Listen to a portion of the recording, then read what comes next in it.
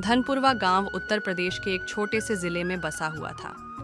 मिट्टी के घर, कच्ची सड़कें और हरियाली से घिरा हुआ ये गांव बाहर की चकाचौंध से कोसों दूर था, लेकिन यहाँ के लोगों में एक अलग ही सादगी और अपनापन था। इसी गांव में रहता था लालू, जो 14 साल का एक सामान्य लेकिन बेहद समझदार लड़का था। उसके पिता मजदूरी करते थे और माँ घर संभालती थी। लालू पढ़ाई में बहुत तेज था, लेकिन गरीबी के चलते उसे कई बार स्कूल छोड़ने का खतरा रहता था। लालू की छोटी बहन गुड्डी भी उसी के साथ गांव के सरकारी स्कूल में पढ़ती थी। दोनों भाई बहन खेतों में काम करके, जानवरों को चारा देकर और कभी-कभी गांव में लोगों के छोटे मोटे काम करके पढ़ाई का खर्चा चलाते थे। एक दिन गांव में खबर फैली कि शंभू यादव, जो गांव का सबसे बड़ा जमींदार था, गांव के आधे खेतों को हड़पने की फिराक में है। वह कागजों में हेरा फेरी करके लोगों की जमीन अपने नाम करवा रहा था। रामू काका, जो गांव के मुखिया थे, ने पंचायत बुलाई और सबको समझाया। देखो भाइयों, शंभू यादव की नीयत सही नहीं लग रही। हम सबको सतर्क रहना होगा। कोई भी बिना पढ़े समझे दस्तखत ना करें।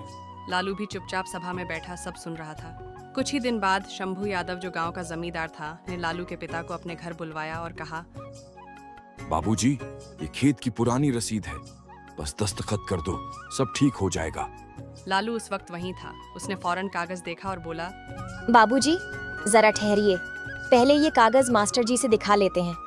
बड़ों के सामने बच्चे नहीं बोलते, इतनी समझ नहीं है क्या तुझ में?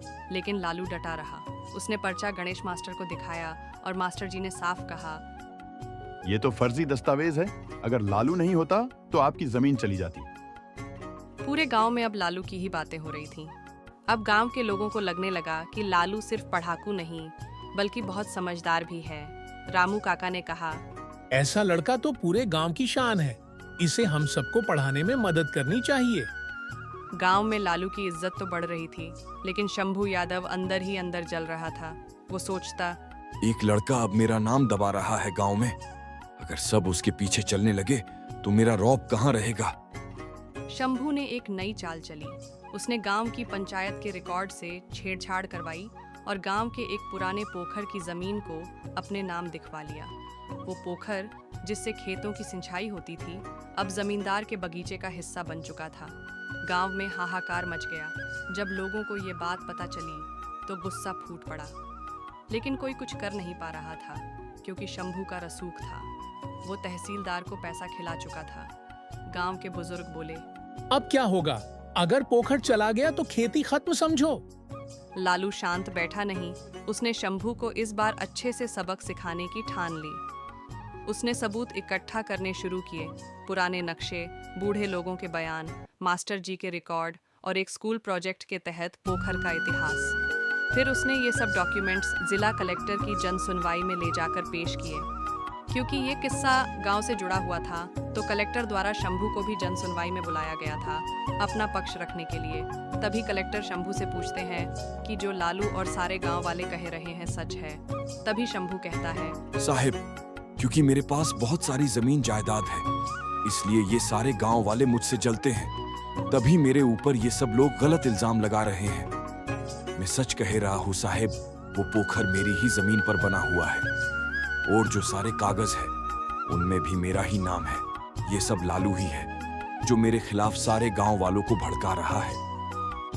कलेक्टर को भी शंभू की बात सच लगने लगी, क्योंकि सारे दस्तावेज भी शंभू के ही नाम दिखाई पड़ रहे थे। बर्न्स तभी कलेक्टर आदेश सुनाते हैं कि लालू ने जो भी इल्जाम शंभू पर लगाए हैं सारे झूठे हैं और वो पोखर भी शंभू के ही नाम रहेगा।